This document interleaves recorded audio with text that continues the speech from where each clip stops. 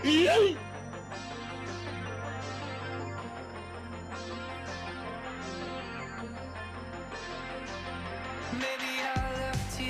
right, good morning, folks. Welcome to the show. Today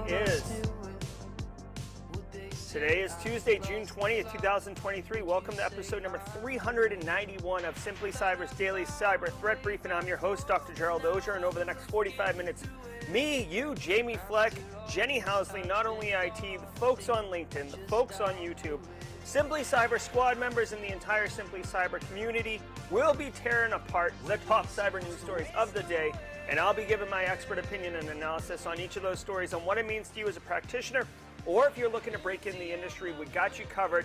There's going to be something of value for everybody, right? Practitioners, you'll be able to use this information today to tactically reduce risk for your organization and end users. What's up, John Bruno? Folks looking to break in the industry, you're going to get value because I'm going to be using terminology. I'm going to be talking about current events. You will be asked at any job interview for a cyber job, how do you stay current? This is the answer. Not only will you be asked, but like, guys, if you have a story in chat of crushing a job interview question or blowing the hair back of an interviewer because of the Simply Cyber Daily Cyber Threat Briefing, share it in chat. I'm not even being hyperbolic. I see and hear it. Not all the time, but at least a couple times a week I hear stories of people just dominating in interviews. So that's what we're doing here. It's going to be all about good times. Settle in. Before we get into the hot news and my cool takes on it, or the cool news and my hot takes, depending on how you want to look at it, let me give some shout out and love to the stream sponsors, my good friends, Barricade Cyber Solutions.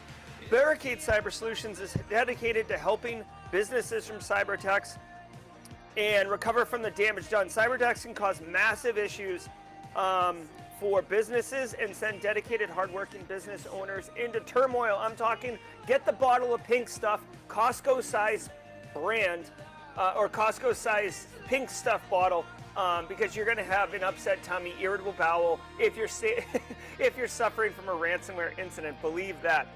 Thank you, Kimberly. It's good to see you. So go check them out at barricadecyber.com. Links in the description below. Barricade Cyber knows how to mitigate the damage done by cyber incidents. As simple as that. Now, what's up, Panoptcy? How you doing? How you doing? All right, Panoptcy, let's rock and roll. Guys, check out Panoptcy.com. My buddy Brandon Poole owns this company. They deliver great information security services, a lot of GRC services if you're looking to augment your staff or get some guidance, get some support with GRC. They can do a quantified risk assessment for you, which is a one-time service. They come in, they look at your people, process, technology, threat landscape. They give you a fact-based, statistically sound report on how likely you are to get punched in the mouth.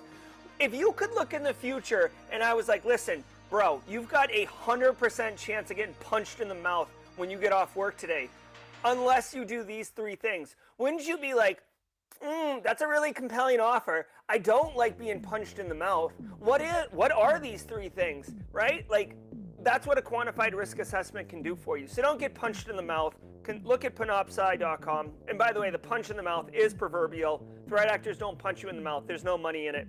All right, thank you, stream sponsors. It is Tidbits Tuesday, so stay tuned for the Midroll where I reveal something, I don't know, about me. I haven't figured it out yet. I always get flummoxed when I'm sipping my coffee trying to figure it out. But we'll get there together, team. Each episode of the Daily Cyber Threat Brief podcast, just like this one, is worth half a CPE. So say what's up in chat. Hashtag Team Live if you're here. Groovasex here, so hashtag Team Live.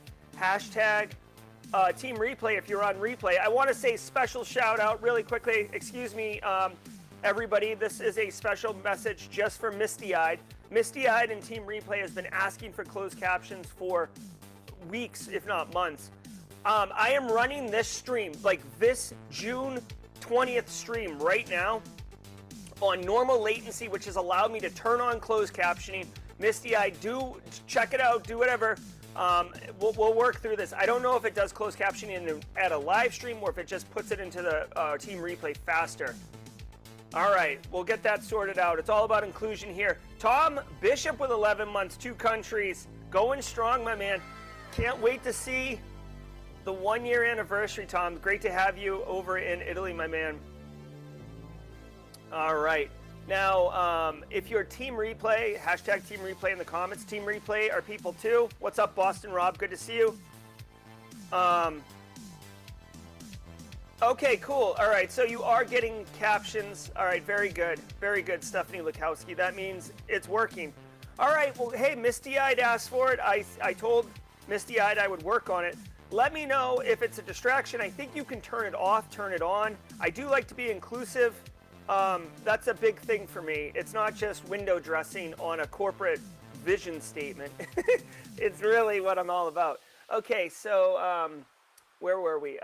Hashtag first timer. If you're a first timer here, that Chiron is new, so welcome to the Chiron. The Simply Cyber community is all about good times. If this is your first time seeing the Daily Cyber Threat Brief podcast, type in chat hashtag first timer. We do enjoy welcoming our new folks in chat. And then finally, hashtag passive observer. If you are a regular here and you're just shy, introverted, you know professional networking is something you should be doing, but you haven't done it, tomorrow, I'll start tomorrow, I'll start later today, next week's looking good, oh, I've got too much work to do. Whatever your excuse is, push it to the side and say hashtag passive observer in chat. Take your first step into professional networking. Believe me, professional networking is so freaking valuable that it cannot be overstated. I say it every single day on stream because I feel that strongly about it. It has served me personally over the years. I have had many opportunities presented to me because of professional networking.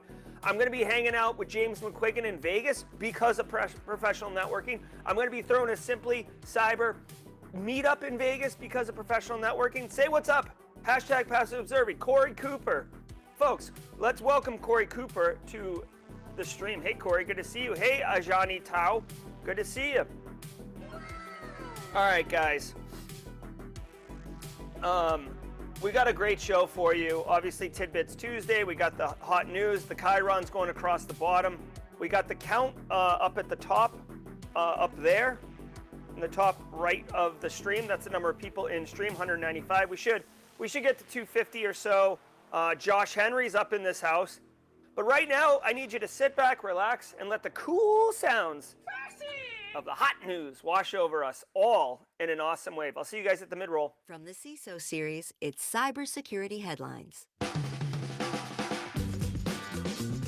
It's Tuesday, June 20th, 2023. Reddit hit with ransom demand. Most of the coverage about Reddit of late relates to its controversial API pricing changes, but the company also needs to deal with a threat of a data leak.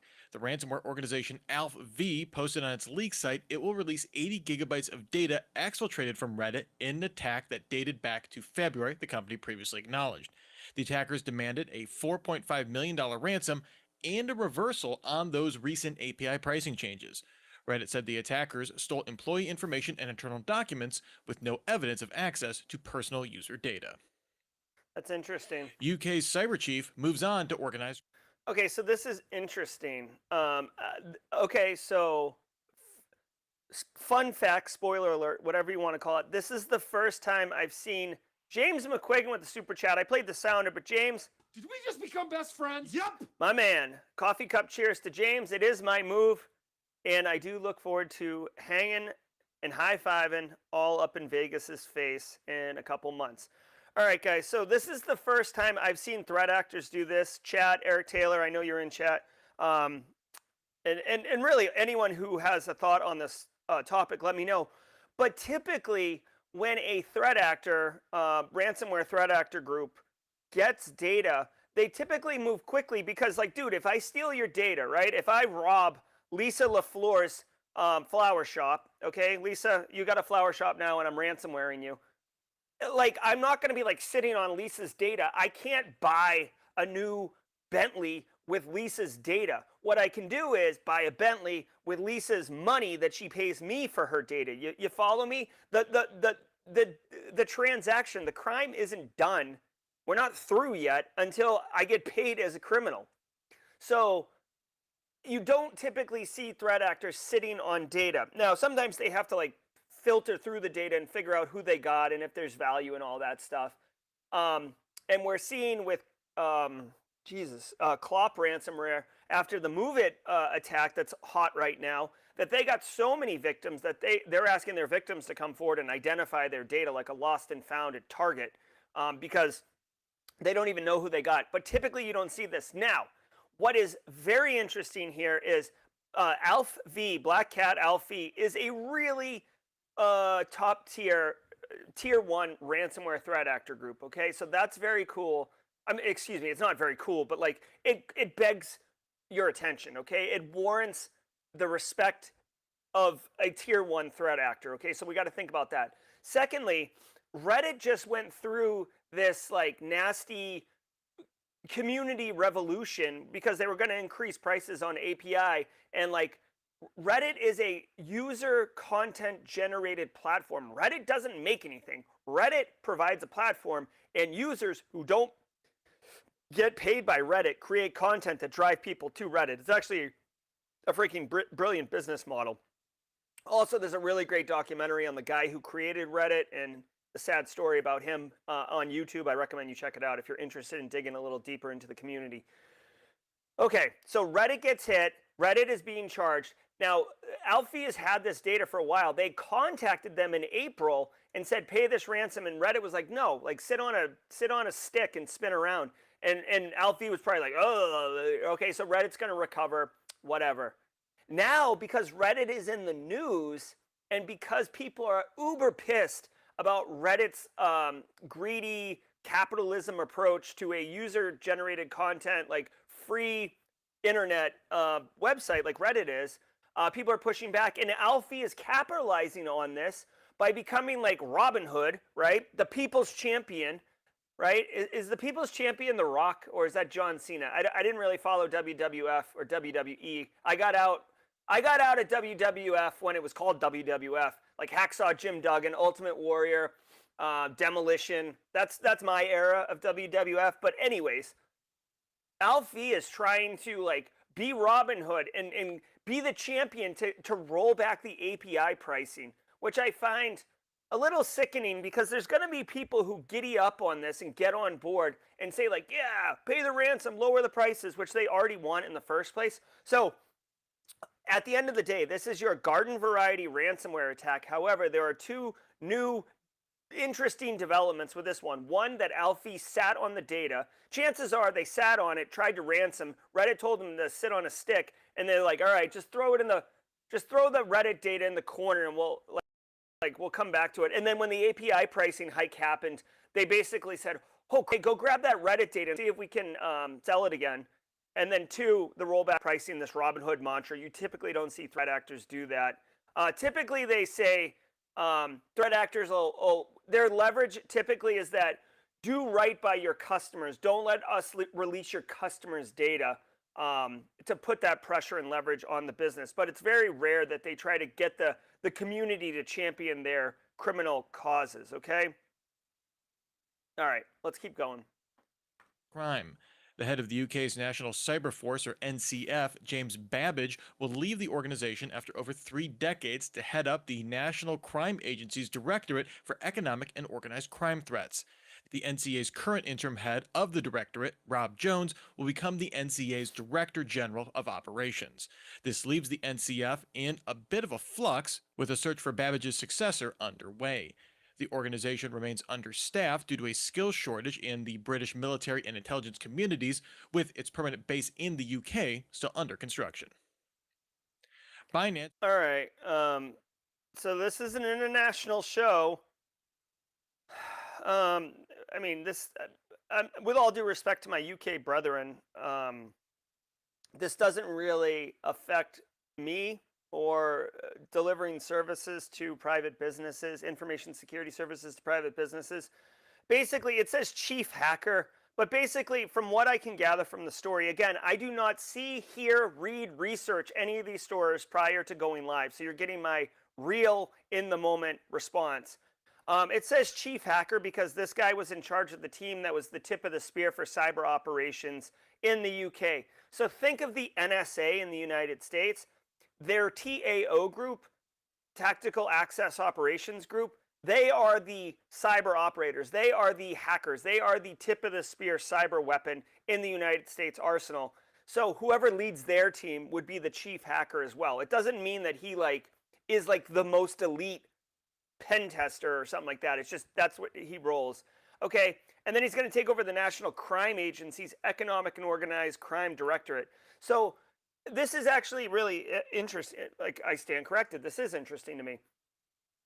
This is not specifically cyber based. He's taking over the Crime and Economic Directorate.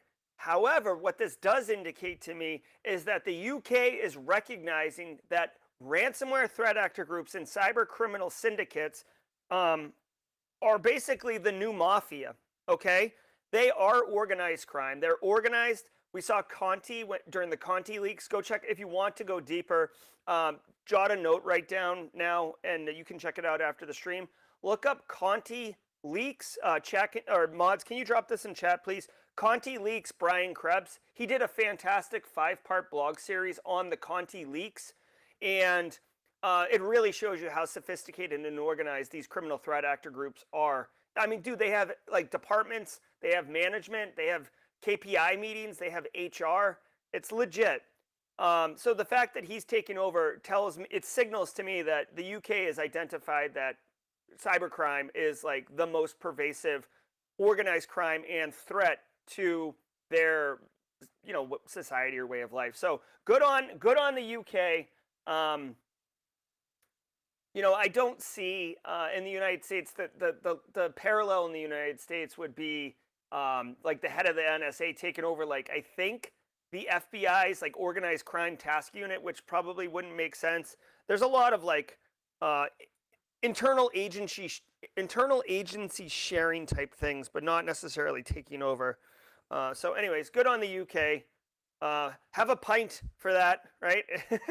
I don't even know if that's what people in the UK would say. I need JJ Davey on here stat. Like tip a pint, toss a coin to your witcher. I don't know. What do you say in the UK? What would be a good, like, good on you? I guess that's Australian. What would you say to this guy for like good work? Like pip and all that? Like, what do you say? I don't know. Also, hilarious the amount of like pro wrestling talk in chat. It's funny. Reaches deal with the SEC. Earlier this month, the U.S. Securities and Exchange Commission sued the crypto exchange giant for a host of charges ranging from things like inflating its trading volume to failing to properly restrict U.S. investors' accounts. Now, according to a court filing seen by the New York Times, the SEC reached an agreement to allow Binance to continue operations during the course of the court proceedings. In the agreement, Binance agreed to move all U.S. customer assets to stateside holdings and cannot provide access to these assets to its international operations. This agreement does nothing to resolve the overall lawsuit. A new tool. All right. So we'll see how this goes. This guy, CZ. Okay, so again, hold on. Where's my FinFrock action? I'm a crypto evangelist. I love it, love it, love it. All right, and remind me at Jawjacking if you guys want about a FinFrock update. Basically, the TLDR is he's doing an OSINT training at Simply CyberCon. Okay. All right, so check it out. If you guys remember during like the entire train wreck that was FTX's implosion, Sam Bankman-Fried, his girlfriend, whatever her name was, and like Alameda Research, like that whole like debacle. By the way, I'm closely following that court case. Like, I hope that guy goes to jail for like ever. But Binance is the other currency crypto exchange that is like on FTX's level. And CZ, if you really want to get into the weeds, it almost reads like a crypto bro soap opera. CZ is the one who like basically lit the fire that toppled FTX finally, because he sold off all of Binance's holdings of the FTX crap coin that they had there. But anyways, I'm getting way off cyber. Binance is this firm, and a lot of people have concerns. This dude CZ's gone on, Bloomberg and stuff, and been like, "Listen, we're totally legit. Don't worry about us." And they're like, "Well, can you get independently audited?" He's like, "No, auditors wouldn't get it." And they're like, "Well, Coinbase is audited." And he's like, "Next question." So there's something kind of sketch about this dude and about Binance, and the SEC's looking into it. They're freezing. They're avoiding freezing assets. He said that it's entirely unwanted. Guys, at the end of the day, financial institutions, like anyone can hold your money, right? You could go to like, Amherst Credit Union Bank or the Northampton Co-op, or you could go to Bank of America, right? They're all doing the same thing with a little bit of difference on interest rates and crap like that. So what is it that drives financial institution customers' decision making? It's trust. It's reliability, that if I give you my money, it's going to be there when I want it, right? So if you shock Binance by saying like, oh, we're investigating you and you're a fraud and all this, people are going to be pulling out their money. Like, I saw like hundreds of millions of dollars got pulled out of Binance's platform because people are making a run on it because they don't want to be left holding the bag of crap. They want a bag of money, right? So if you're the first one to get in, they have to give you the money, and then eventually they'll freeze the assets and all that crap. So anyways, Binance reached a deal with the SEC. This is what you need to know. SEC is going to continue to investigate Binance. So this isn't a good look for them. I have zero idea what's going to happen with this one, but if someone were to ask me what's my tinfoil hat speculation that's based on nothing and with the thoughts and reflections are of my own and not of the Simply Cyber community and all other liability statements, this is a completely hot take, shooting from the hip. I'm riding low on a train bound for glory. I think that this is an opportunity for CZ to move his money out and get it sorted out. So when the SEC discovers whatever irregularities they might discover, Binance, like the collapse of Binance, won't affect CZ. Now, that is, who knows? Maybe this dude is righteous and really wants to change the world and have crypto everything. Maybe. But, there's a couple, like, in the cartoons when there's like a fish and like there's like the stink lines coming off the fish, or like someone rips butt and there's like stink lines coming off their butt in cartoons or whatever, comic books. Like, Binance's business operations have fish stink lines on them. Like, there's just been some things with it. So again, I've got no money in Binance. I have no relationship with Binance. I'm not affiliated with Binance, but I am sitting in the front row eating popcorn, sitting next to Michael Jackson, waiting to see how this story unfolds. Kit targets Mac OS. Researchers at Bitdefenders published a preliminary report detailing a new sophisticated toolkit designed to target Mac OS. The earliest samples in VirusTotal show use of this toolkit dates back to April 18th. This comes as part of the multi-platform supported Joker Spy payloads, which look for Mac OS and seek to establish a connection to a C2 server. It combines this with a potent backdoor meant to gather systems metadata and exfiltrate batched encoded data. It combines this with a third component written in Swift that supports Macs using x86 or ARM architectures that checks for permissions, seemingly as a precursor to a spyware stage, although researchers haven't seen evidence of that directly. It's unclear what party originated the toolkit, but the researchers say its sophistication and potential spyware usage could indicate a state-sponsored actor. All right, really quick. JJ Davey, we rubbed the magic lamp, and JJ Davey has come out of the lamp. JJ, I know we're on a little bit of a delay. Two things. We were covering this story about UK's chief hacker, this dude right here. He got promoted from like whatever the tip of the spear cyber operations are for the UK to director of the Organized Crime and Economic Directorate, which basically means, in my opinion, that the UK is taking cybercrime to the next level of seriousness. However, what I wanted to ask you, my English friend, is like, what is the proper salutation to congratulate this guy, like in British talk? Like, is it pip pip and all that? Is it like tip a pint to you, or what? Like, what do you say? What do you say to this guy if you saw him, like, or like he came in out of that meeting and you're like, nice job. What's the right thing to say to this guy? Is there anything? I'm curious. All right, let us know in chat, JJ, and then we're going to get into the mid-roll. We'll stay tuned for JJ's. And now a word from our sponsor, Wing Security. The first step to securing your organization's SaaS usage is knowing which SaaS applications your employees are using, third-party included. Wing offers a completely free SaaS Shadow IT discovery tool. You can find it at wing.security and self-onboard. No sales in the process, no credit card needed, no time limit. It takes minutes to discover your organization's SaaS usage. You can find that again at wing.security. All right, so JJ Davey has weighed in.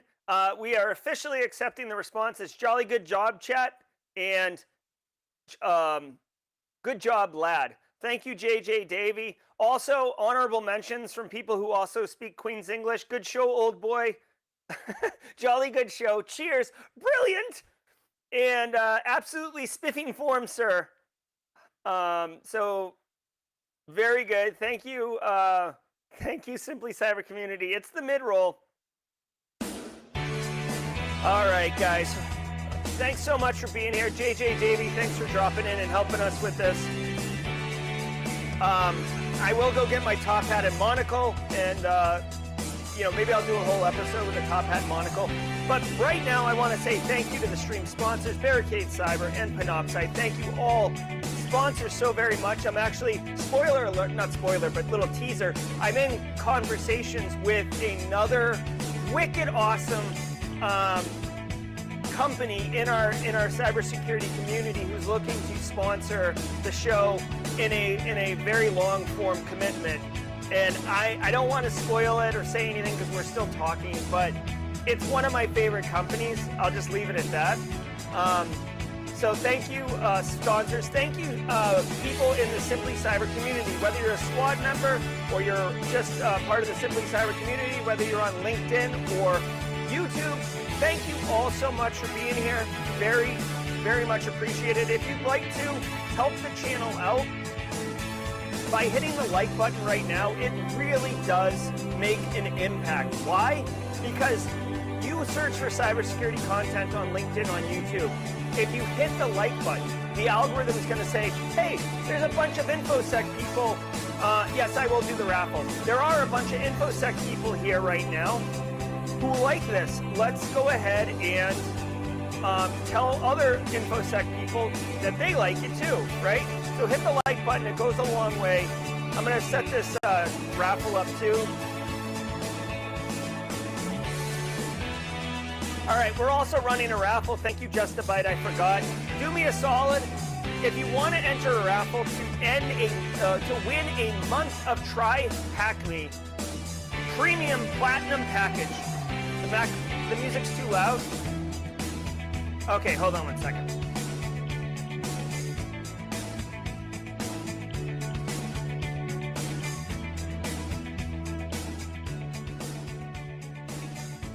How's that? I went from 75 to 50 on the music. Let me know.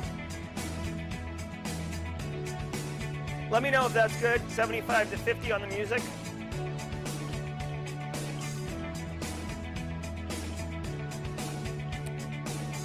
All right.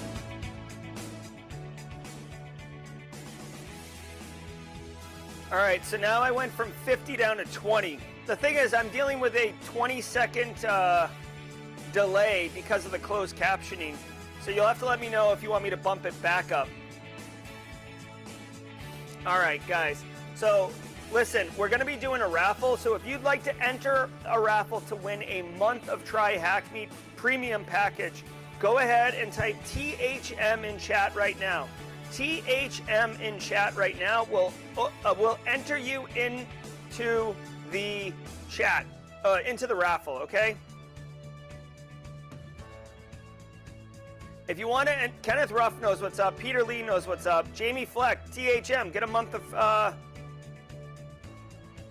of Try Hack Me. We got people wanting to bump it back up.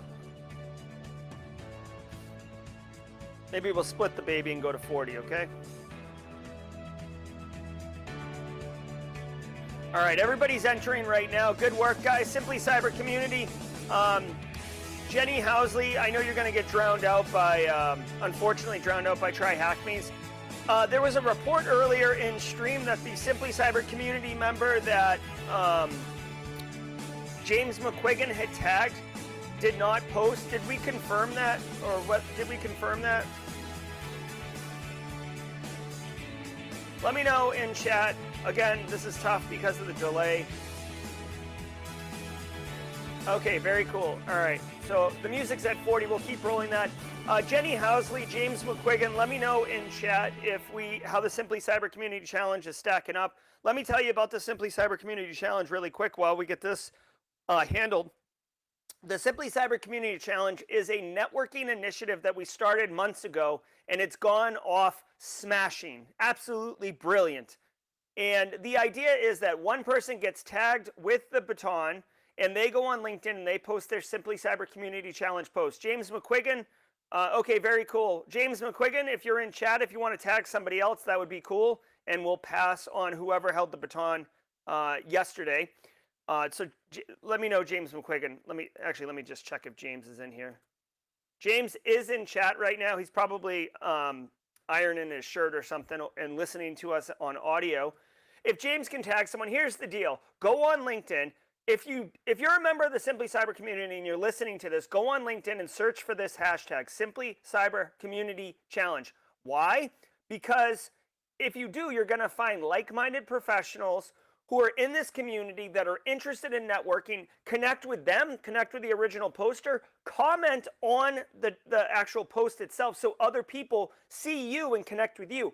What will happen? Believe me, after a week or so, a week or two, you're going to notice that your feed on LinkedIn is full of really rich, deliberately valuable information security posts. You're going to notice that comments on your post are going to be more engaging, more interesting, more inclusive, more supportive. You're going to start professional networking. You're going to love it.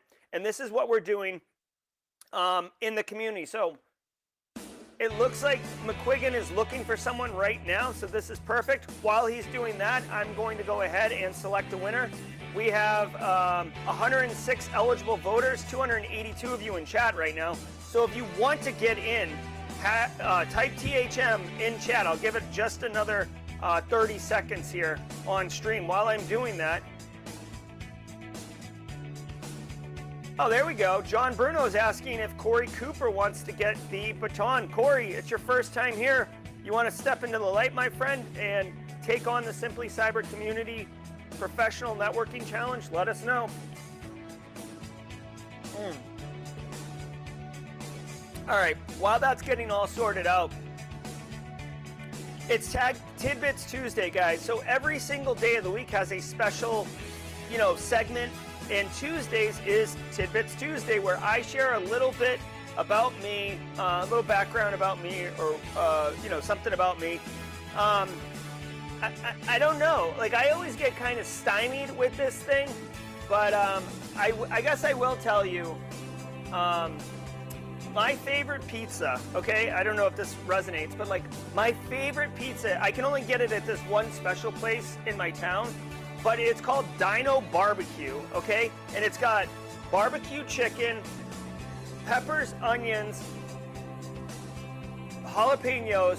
It's got a barbecue sauce instead of marinara sauce, cheese, and that's it. And it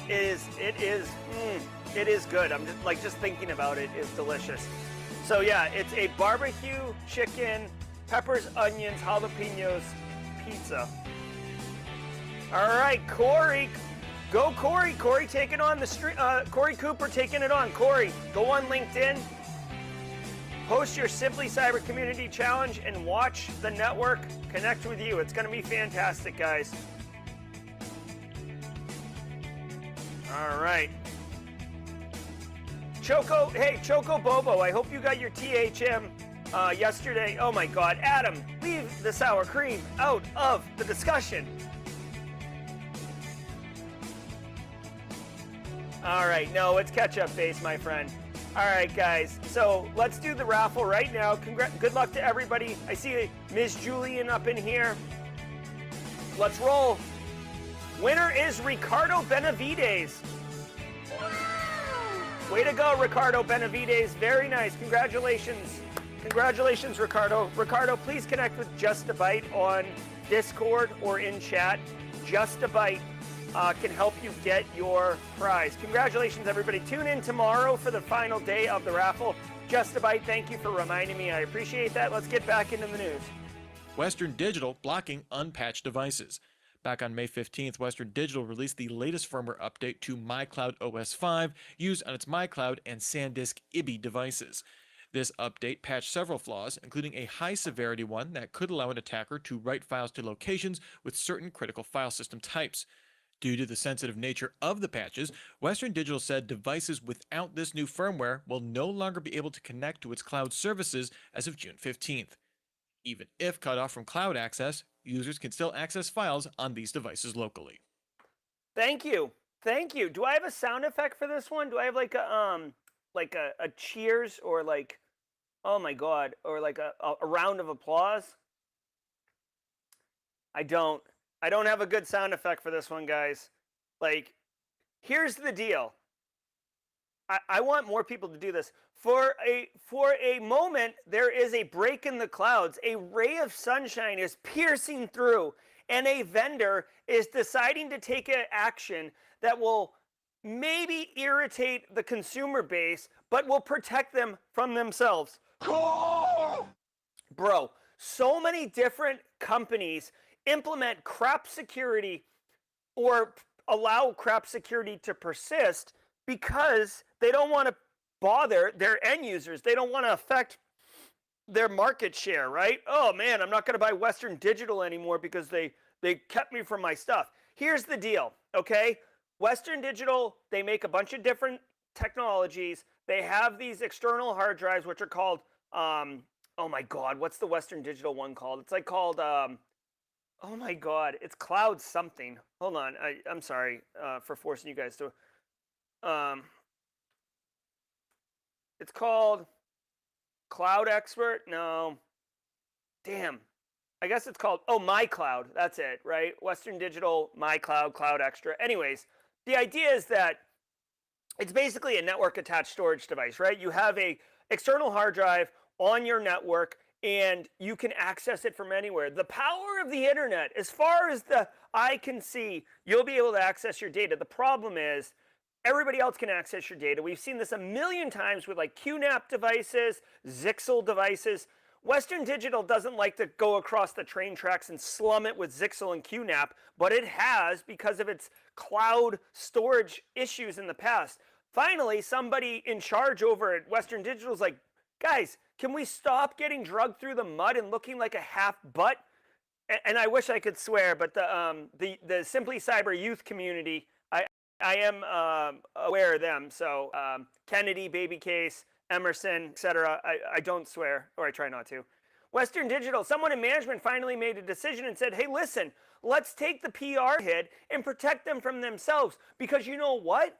Losing this much right now is way better than a massive ransomware attack or what happened with QNAP where there's like a POC exploit off GitHub that anyone can pull down, scan on Shodan, and start dumping people's QNAPs, right? Which would be like this level problem, right? I'm measuring some fictitious length of problem. So this is the problem, and this is the one that they're introducing with this.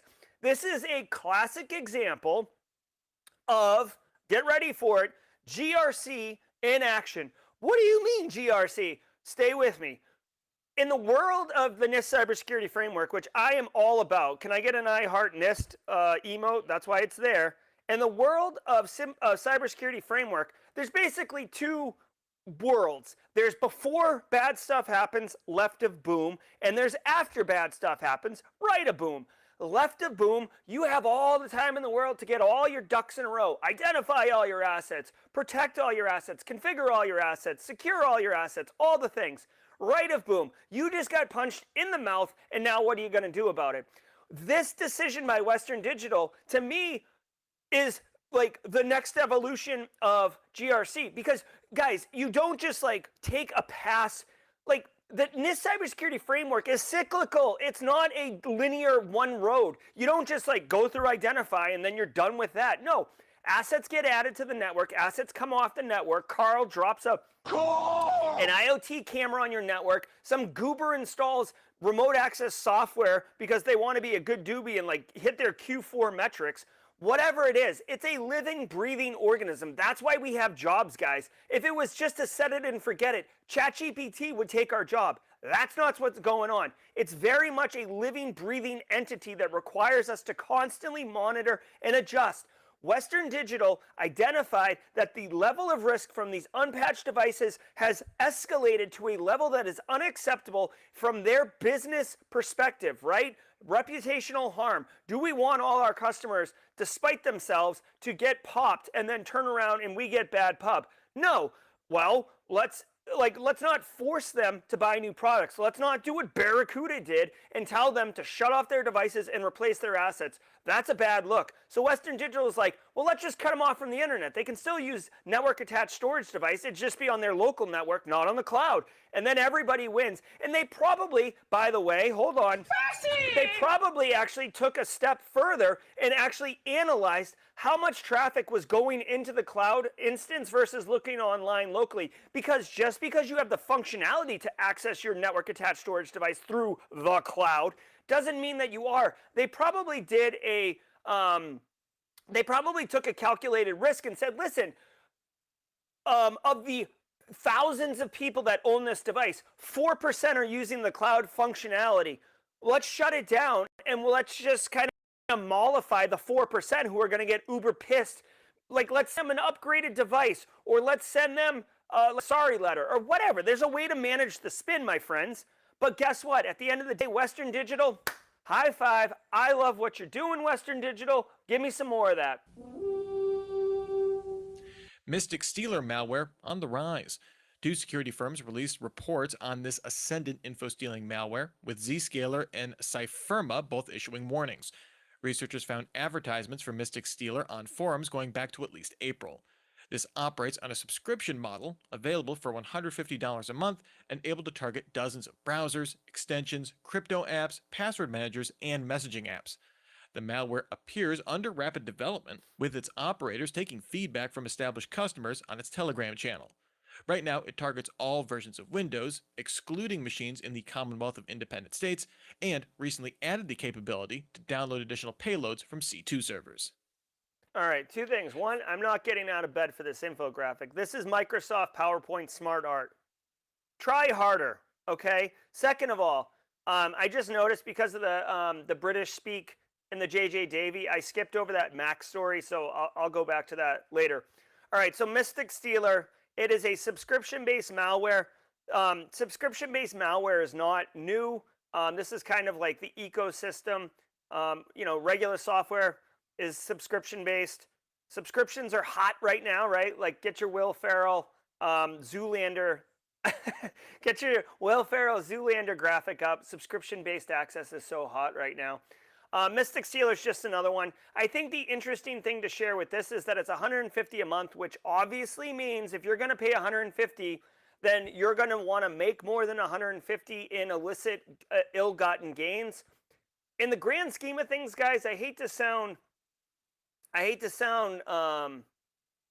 like out of touch, but like $150 a month for a vetted platform that is like turnkey, that's actually really, really affordable, which is scary, right? Because they're making a capable, function-rich malware affordable, right? So watch out for this. The other thing that is concerning, but not concerning at the same time, which I know is conflicting, is that the malware Mystic Stealer is actually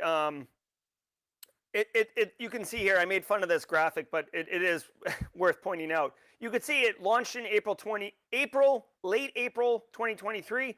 By May 20th, less than 1 month later, they'd already released 2 updated versions. So the team behind this, right, guys, just put it aside for a fact. Put aside the fact that it's malware. Put aside that they're committing crime. Just look at it from a business perspective, okay? Straight cash, homie. This software company is making a product that is obviously gaining traction. People are talking about it. They're getting paid. And instead of sitting on their laurels, they are quickly iterating, agile development. They're probably running 2-week sprint cycles, and they're asking their community of users via Telegram, what functionality do you want? What don't you like about it? I'm telling you right now, as gross as it is, this is a solid business practice. Can you imagine if there was some app that you enjoyed and like you just asked for new features, functionality, and then the developers implemented it in less than a month? I mean, bro, you're going to tell your friends about it. So this thing has got a positive viral spiral going up. Look out for it. From a defender's perspective, I would say you'd have to look at the IOCs. It looks like it attacks web browsers, so I'm thinking this is much more about watering hole attacks, where you go to a website that identifies that you're running a vulnerable version of a browser. I'm guessing it doesn't really say in the story, so I'm not really sure. It's got C2 capabilities now. Sure, why not? Yeah, whatever. I guess this is one of those ones where you just want to make sure that you're. It has MFA compromising capabilities or circumventing capabilities.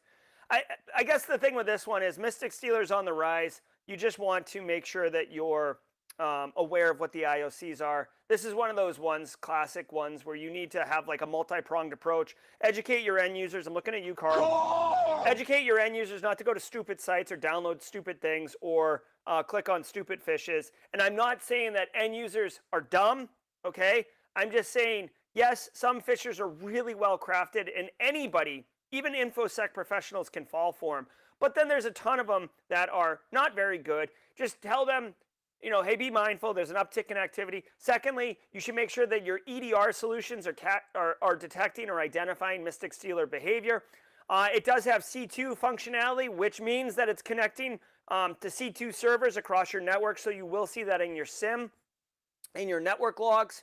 Be mindful of that. If you really want to go ham, and don't do this if you don't know what you're doing, okay? So as a full disclaimer, do not do what I'm about to tell you if you don't know what you're doing. You can go to like Malware Bazaar or VX Underground and download a version of this malware. I would be stunned if there wasn't already samples available on these malware repos. Drop it in a sandbox on a gold load of your company's gold load images with your EDR solution on it, and see if it fires. I don't know if Mystic Stealer has any anti-analysis capabilities. Probably not at this time, because they're just adding C2 right now, so it's unlikely they have anti-analysis capabilities. But what I would say is, this is something to keep an eye on. Fayetteville hit with cyber attack. It seems municipal and regional government systems remain ripe targets for threat actors. After we saw a cyber attack against Dallas impact public safety services, the city of Fayetteville, Arkansas is dealing with a suspected cyber incident taking many city services offline. City officials proactively took email, online payments, inspection scheduling, and network applications offline to prevent any further compromise. Safety services remain operational, although non-emergency police phone lines are down. The city expects its systems to remain offline for at least a few days. Okay, so another city goes down. Okay, so this isn't new, guys. Okay, I feel like I should just record a video of me generically talking about municipality ransomware. Here's what you need to do. And when this story comes on, which inevitably will be, it'll be like San Diego, California next week, and it'll be, Saskatoon, or like Regina, Saskatchewan next week, or Yellowknife, Manitoba. Like, and I don't know why I'm leaning into Canada right now, but whatever. Sioux City, Iowa.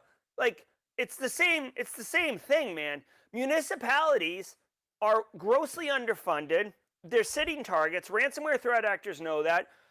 Almost entirely, the 911 operations don't go down because they're on a separate closed loop system oftentimes. They have backup procedures. What's going to end up happening here is people aren't going to be able to pay their bills, which you might be like, so what's the big deal? Well, here's the big deal. Two things. One, say you were about to close on a house, right? Listen, this is real. This is a real example that I know of that was impacted by somebody in Dallas. I think it was Dallas. Okay. Check this out. You're going to close on your house. You have got your stuff in storage. You've terminated your lease on your apartment, or in this case, they had terminated their lease on their apartment. They go to close on the house, and the city is locked down. There's no way to properly file the paperwork. There's no way to actually commit the transaction, right? And now what? This person, this one individual, they don't have a home to go to. Yes, it's in limbo. They're going to buy this house. This person knows they're going to buy the house. But the freaking transaction can't happen. And lawyers get involved. And like, you know, what are you going to do? Oh, hey, just move in. Yeah, okay. The previous homeowner could do that. But now they're taking on liability because effectively they have squatters in their house. What if they back out? What if the people move in the house and they're like, oh, man, this house actually has like water damage that the home inspector didn't catch? Like, peace, deuces, right? Or the person who's selling the house needs the money in order to put a payment down on the house they're going into, right? And they're not going to get that money because the transaction isn't going to happen because the buyer isn't going to give them the money until it gets filed officially in paperwork, right? This is an actual example of something that happened. So don't think that when a municipality goes down, it's just like, oh, let's turn off the streetlights and go 1950 style and just go get ice cream cones and kick it with our high waters and our greased back hair and go up and down the main street with the convertible top down. No, like operations are impacted.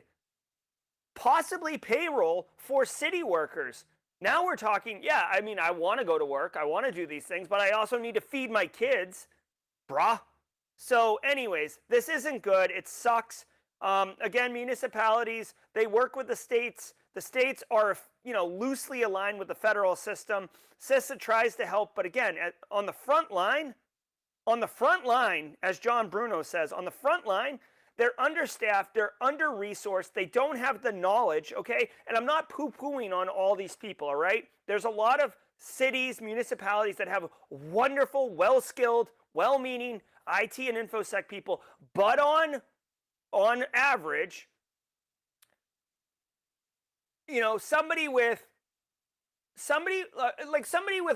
15 years of experience and a master's in cybersecurity, and they're a SANS instructor, and they have every cert in the book, and they wrote a textbook on how to kill it, right? They're not going to work in a municipality because the municipality is going to pay them like 70 grand, and they can go on the open market and go get 350 grand. Like, I get the righteousness of helping the municipality, but at the end of the day, like, the incentive isn't there.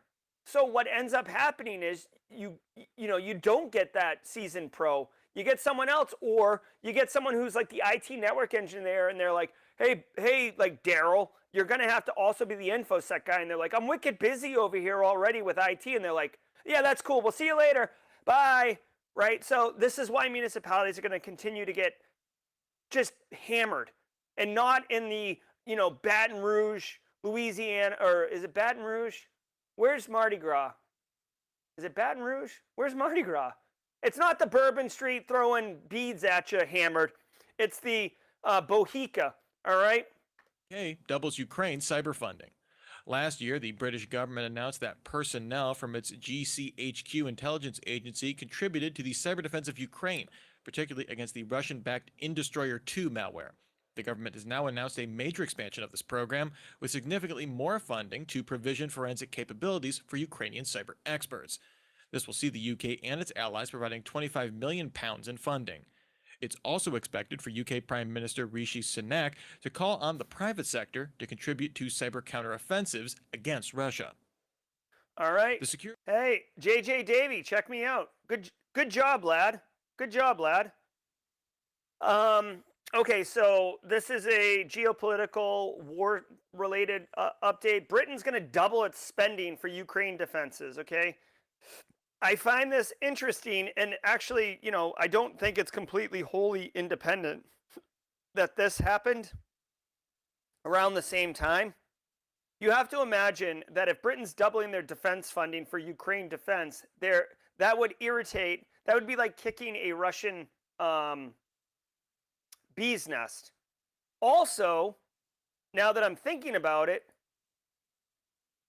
guys, I don't know. Oh my God. Oh, crap. I don't have I just spilled coffee and I don't have anything to clean it up. I don't know if you guys saw this or not, but like, I don't know why this story didn't get more press, but check this out. Killnet. This isn't a good version of the story. Hold on one second. Oh my God, bro. Come on. Yeah, so I'm just going to show this really quickly. All right, so this like Slipknot looking video was published by Revil and Killnet recently. Okay, and like Killnet comes in with this Blue Man Group looking thing. Okay, so they are basically saying in this video that they, like Revil and Killnet, are teaming up to with Anonymous Sudan to attack the European economic infrastructure. And a lot of people are speculating that is SWIFT. SWIFT is the international banking, like when banks send money to banks, they use SWIFT, okay? If you want to see how secure SWIFT is or learn more about it, do check out the Bangladeshi bank heist Darknet Diaries episode. It's excellent, and it goes into SWIFT and why SWIFT is secure. Revil and Killnet said they're going to attack it. I do want to point out that this story was from June 14th. They said it was going to happen in 48 hours. That was 6 days ago, according as of recording this, so I don't know what happened. I don't know if it was posturing, but it does make me think that this right here and this right here are all intertangled with each other in a very interesting way. So stay tuned for that. Finally, really quickly, because we're over a few minutes, apologies to NCC Group and Base Case. I did skip this Mac OS story. Really quick, I just want to tell you, researchers found a sophisticated toolkit on Mac OS. Macs are vulnerable to malware just as like every other thing. So first of all, if you're using Mac and you think it's secure, by default, it's not. Secondly, I say this every time Mac comes up, Patrick Wardle is the end-all be-all expert on Mac operating system security. He is my favorite presenter, speaker, whatever you want to call it. I love that guy's talks. He is appointment viewing if you want to go, like even if you don't care about Mac, the guy delivers like a killer presentation. Thirdly, obviously this has been uploaded to like VirusTotal or one of those platforms. So you can see here it says VirusTotal. So basically this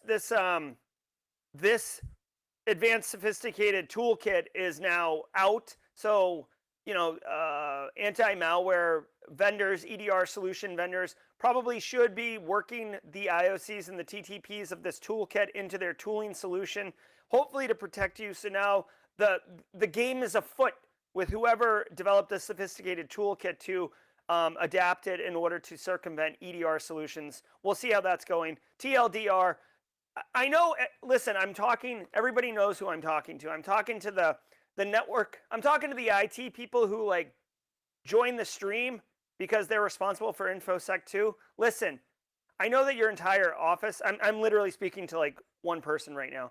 I know your entire business is a Windows shop, but you and I both know that the CEO runs an Apple, all right? And this toolkit, it could get them. So make sure that the CEO is secure, right? Probably the CFO, because they just love their Apple products. You know, I don't know, but that's the deal. Be mindful of this. All right, let's keep going. That's going to do it for today's show. Before you guys boogie out of here, let me tell you one thing. I'm super excited, and I hope you can join me on Thursday. Who's this guy? Look at this redheaded angel. John Hammond. Yes, John Hammond. Not the one from Jurassic Park. No. Information Security's own John Hammond is going to be coming on stream, Simply Cyber Live, on Thursday, 4:30 p.m. Eastern Time, so 2 days from now. Come hang out. It'll be a fireside chat. By the way, if you guys see fireside chat, that basically means I have no agenda. I've got some things I want to talk to him about, but it's basically me having a beer with John, and or all of us having a beer with John, and just hanging out, shooting the breeze. I want to ask him a bunch of questions. Obviously, he's just a really great person in general, but he knows. Yeah, I'm talking to you, BSEC. So anyways, come join us. It's going to be all about good times, InfoSec, content creation. And John, guys, here, I'll tell you two things. One, if you know who John Hammond is, you know exactly what that stream is going to be like and how wonderful it's going to be. Two, if you don't recognize this guy because you're new to the industry or something, this is a dude to take note of, okay? He's a really great person, makes a lot of contributions to the community. Great YouTube channel, great, just a great person. Check him out. All right, that's going to do it for the news today. We are at 9 o'clock again. Apologies to Base Case and NCC Group. I know that they try to hold me to 45 minutes, but I always blast through it. I will tell you guys as a fun fact, if the all right, so hey, it's time for jaw jacking. So if you were here for the news, feel free to peel off. 17 people just dropped, so thank you very much for coming here. We'll be back tomorrow at 8 a.m. Eastern time with the stream. But for now, let's do a couple jaw jacking minutes. I still got some coffee here. Hamming up with the Hammond. He is a ninja, that's right. Guys, thanks. Hey, William Ayers, thank you over on LinkedIn. It's good to see you. Oh, cool. John Bruno knows Corey Cooper. John's great. Saw him in Vegas last year. Yep.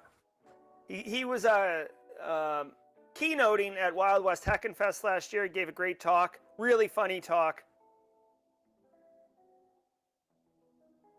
Thank you, Carmen San Diego. I hope you have a great day, too. Oh, my God. Look at... The way I like to see it is, like, I will drink one French press with the morning stream, and then my motor is running. Bring the funk. Hey, Samantha. No. I want to keep it. When I was playing those 2 days that we went long on the jaw jacking sessions, I'll tell you what, one of the streams got blocked worldwide, so I I had to cut it and then repost it, and then another one got blocked in Russia, which is not, terrible, but there might be some Russian people in chat trying to. Yeah, Jay Smith, we did the raffle at the Midroll. You can come back tomorrow. We've got one more day of THM raffles tomorrow. K. Scott Powell's going to assist a class about ICS this week. Super excited. Very nice. Enjoy that, K. Scott Powell. Write a blog post. Make a video. Jamie Fleck. Drive Up was good. So this is a little bit of a Tuesday tidbits. So, guys, it takes 16 hours to drive from South Carolina to Massachusetts, okay? And you could do it a bunch of different ways. You could go overnight, stop in D.C. I've tried a bunch of different things. I have found that the best way to do it is to leave at 3 a.m. because everybody, pets, spouse, kids, they go back to sleep. And they sleep until 8. So by the time everybody gets up, you're in deep North Carolina, and you're filling up for gas, right? And it's you're already 5 hours into a trip, and you feel like you just started because the sun's come up and everything like that. So that's how I do it. Team Cybersecurity Central in effect. Very nice. Yeah, the pink robots, that blew out. Raymond Cruz knows what's up. Google Cyber Certificate. So Soulshine's asking about the Google Cyber Certificate. Guys, I have seen so much pub. Nicole did a video on Google Cyber Cert. Zach Hill did one on Google Cyber Cert. Guys, help me quit my job so I can, I would do a video on Google Cyber Cert. Here's the thing. I feel like this isn't arrogant. I just feel confident. I feel like I could do one day of just going through the training just to kind of evaluate its quality and curriculum and depth. And then the next day take the certification. And I feel pretty confident that I could pass it, right? And then I could tell you what's up, but I just don't have 2 days. I don't have 16 hours, two working days to just commit to it. You know what I mean? But if I worked for myself, I think I could talk to the boss and get that to happen.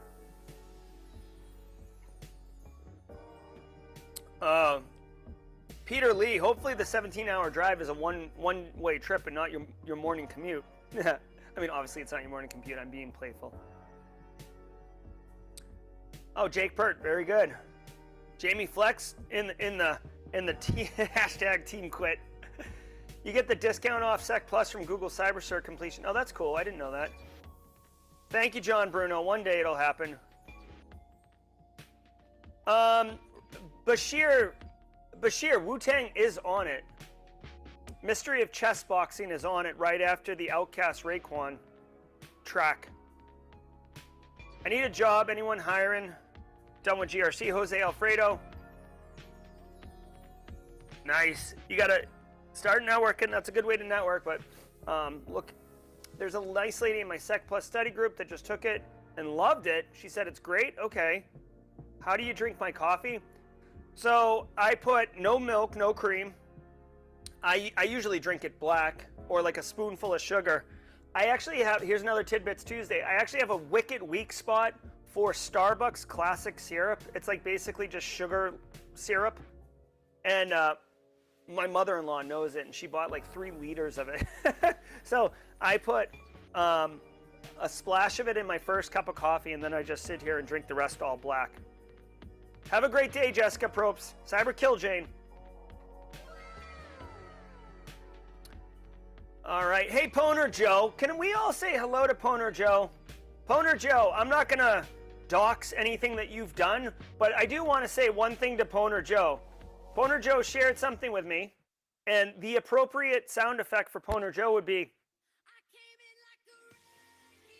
I know that's a little soft, but came in like a wrecking ball. Absolutely. What's up, Poner Joe? All right. MK studying the CYSA Plus. Oh, guys, I want to remind you, too. God, I forget so freaking much about, like, all the different projects I'm involved with. Here's my thing. My thing is I just try to do good work and do right by people, and, you know, things will take care of itself. I'm not super deliberate. I forgot to tell you guys, this video right here is publishing tomorrow. It's the final video in my ChatGPT series. I did like 5 or 6 videos on like using ChatGPT to like crush it for you. And this one's going to tell you the final one. So with ChatGPT, we basically we found you a job, we got you a job, and then the final step is getting paid more for that job. And ChatGPT is going to help us. So definitely don't sleep on that. I've got the premiere, so we can do it after the live stream tomorrow morning. That'll be fun. It's good to see Poner Joe. Poner Joe's left coast, so it's 6 a.m. there. I know it's tough to get up early, my man, but it's good to see you. Poner Joe, like, there's a couple people in the community that, like, not fell off. I know they're Team Replay, but, like, they were live in chat for a while, and then they kind of weren't. And Poner Joe is one of them. Poner Joe has been with Simply Cyber for quite a while. Hashtag Team Replay, my man.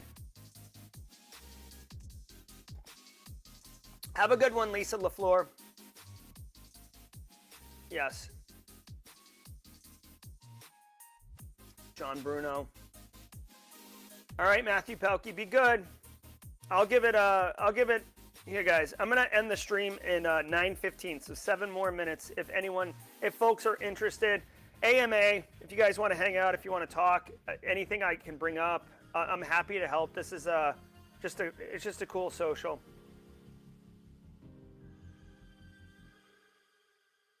Ooh, taking the SSCP, Scott B. Very nice. Enjoy that. I liked the SCCP. I feel like the SCCP doesn't get enough. I feel like SCCP doesn't get enough credit, but I enjoyed it. It's very much a IT-focused cybersecurity cert.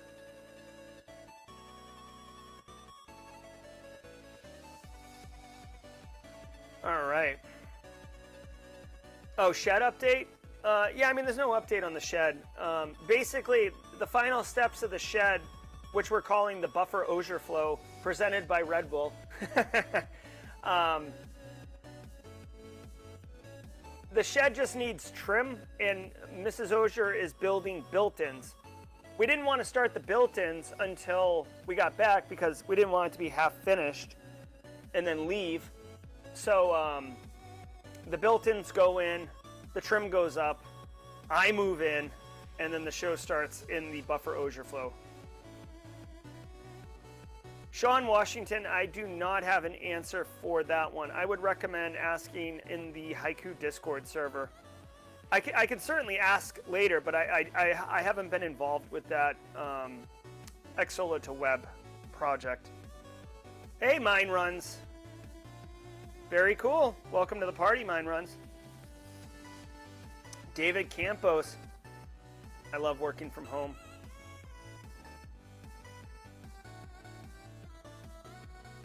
James wants to know how to impress a worker with haiku at an interview. So James, the real trick is if you're talking about World of Haiku, you have to see an employer isn't going to care that you played 8 levels of World of Haiku, for example. An employer is going to care about the functional, practical skills that you have got because you played World of Haiku. You know what I'm saying? So like you could say command line, terminal shell, command line, Linux, maybe not proficiency, but familiarity, experience with Kali Linux, ability to do, if you're looking at pen testing stuff, you can say experience using Nmap for reconnaissance, John for password cracking. Like, you need to take the skills that you got and then put those in the resume. And you know what I mean? You can put it under like education or, professional development section, things like that. Jose Alfredo, Patch Tuesday is a thing. Microsoft does patch monthly. So Samantha S, I don't know if our man who gets the sounder, I don't know if Eric Taylor will be doing manual sound effects. Eric Taylor will be the host of the Simply Cyber Daily Cyber Threat Brief podcast all next week. So if you're an Eric Taylor fan, you're in for a treat. June 26th through June 30th, Eric Taylor will be the host. Also, I want to let you guys know, if you've been following the Market Your Cyber Self series, episode 3 of 8 is coming out, Decrypting Marketing for Cyber Entrepreneurs and Beginners. Virginia Case has been slaying it as a marketing executive, helping all of us level up our game. We will have a special host, not Eric Taylor, somebody else will be hosting this episode with Virginia. And many of you know who this person is and will really enjoy this guest host. I'm super excited. That's a teaser. Come check it out. That's next Wednesday, June 28th. I'm glad you like the manual sound effects, Adrian. Get that Red Bull sponsor for the Buffer Auger Flow Shed. Yeah, Monster Energy. We'll see. We'll see. We'll see. It'll be cool. Like I said, I'm trying to line up some stuff for Black Hat and DEF CON. So 182 people in chat. If you're looking to work with me at Black Hat DEF CON, hit me up. Hit me up. I'm in a conversation with a couple different partners about doing some work at Black Hat DEF CON. But if you're interested, hit me up. My DMs are open. And if you were thinking about sponsoring the Simply Cyber Daily Cyber Threat Brief, I don't know. I only ever want 3 sponsors because I feel like more than 3 is too much. And I think I'm about to lock in a 3rd sponsor for a long period of time. Starbucks would be cool. Starbucks would be a cool sponsor.